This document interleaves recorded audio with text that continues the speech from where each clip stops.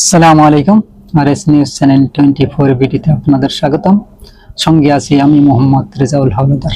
প্রথমে আসি বাংলাদেশের রাজনীতি নিয়ে। শেখ হাসিনা ও তার দোসরদের বিচার করলেই ছাত্রদের আকাঙ্ক্ষা পূর্ণতা পাবে, তারেক রহমান। বিস্তারিত।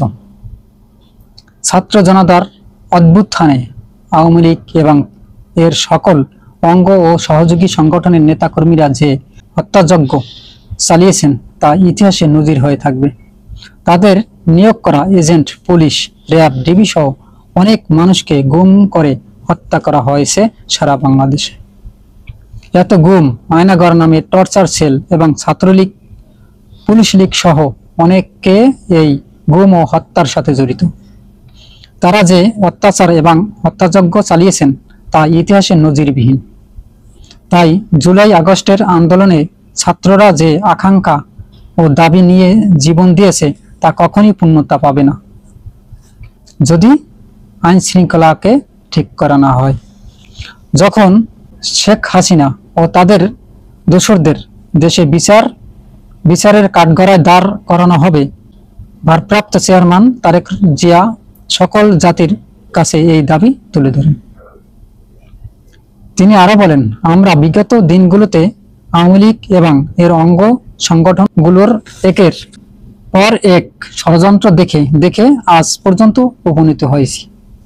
জুলাই অভ্যুত্থানে আওয়ামী লীগ, ছাত্রলীগ, যুবলীগ দেশের ছাত্র জনতার উপর অস্ত্র প্রয়োগের মাধ্যমে যেভাবে তাদেরকে হত্যা করেছে তা ইতিহাসে এমন কোনো নজির পাওয়া যাবে না। দেশের ছাত্র জনতার ওপর অস্ত্র প্রয়োগের মাধ্যমে যেভাবে রাষ্ট্রীয় সকল শক্তির সহায়তা নিয়ে তারা গণহত্যা করেছে, আজ এই সমাবেশে, মিটিং, মিছিল এবং আন্তর্জাতিক খবরে তা বিভিন্ন সোশ্যাল মিডিয়ার মাধ্যমে পৌঁছে গেছে। তাই এটাই প্রমাণ করে যে জাতি সব সময় আওয়ামী লীগ এর বিরুদ্ধে এক ও ঐক্যবদ্ধ।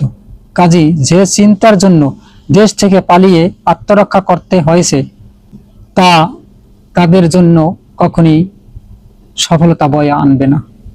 তারেক জিয়া আরো বলেন, যদি সেই চিন্তার পুনরাবৃত্তি করে নতুন করে কোনো অস্থিতিশীল পরিস্থিতি তৈরি করেন তাহলে তাকে জনগণ এবং বাংলাদেশের সাধারণ মানুষ এক চুল পরিমাণও ছাড় দেবে না। তারেক রহমান আরো বলেন, আমরা চাই জুলাইয়ের অভ্যুত্থানে যারা গণহত্যা চালিয়েছে বিএনপির ক্ষমতায় গেলে এর সার্বিক তদন্ত করে প্রত্যেককে বিচারের আওতায় এনে বিচারকের কাঠগড়ায় দাঁড় করানো হবে এবং যে স্বৈর শাসক জনতার উপর গুলি চালিয়েছে তাদের এদেশে জায়গা হবে না। তারেক রহমান আরো বলেন, 5ই আগস্ট থেকে ছাত্র জনতার উপর যেভাবে আইন শৃঙ্খলা রক্ষা করা বাহিনী সহ বাংলাদেশের ছাত্র জনতার উপর যেভাবে অত্যাচার করা হয়েছে তা বাংলাদেশের ইতিহাসে এরকমের ঘটনা নজিরবিহীন। কেননা এরকমের অত্যাচার আজ পর্যন্ত কোনো সরকারই করেনি। এবং তারা সাবেক প্রধানমন্ত্রী শেখ হাসিনা তারা যেভাবে বাংলাদেশকে জিম্মি অবস্থায় রেখেছেন, ভোটের নামে তারা প্রতারণা করে জনগণকে বোকা বানিয়ে তারা দিনের পর দিন তাদের রাজত্ব কায়েম করেছেন এবং হাজার হাজার কোটি টাকা বিদেশে পাচার করেছেন। এখন বর্তমানে বাংলাদেশের ঋণের যে পরিমাণ তাতে বোঝা যায় যে কত দুর্নীতি এবং অনিয়ম করেছেন।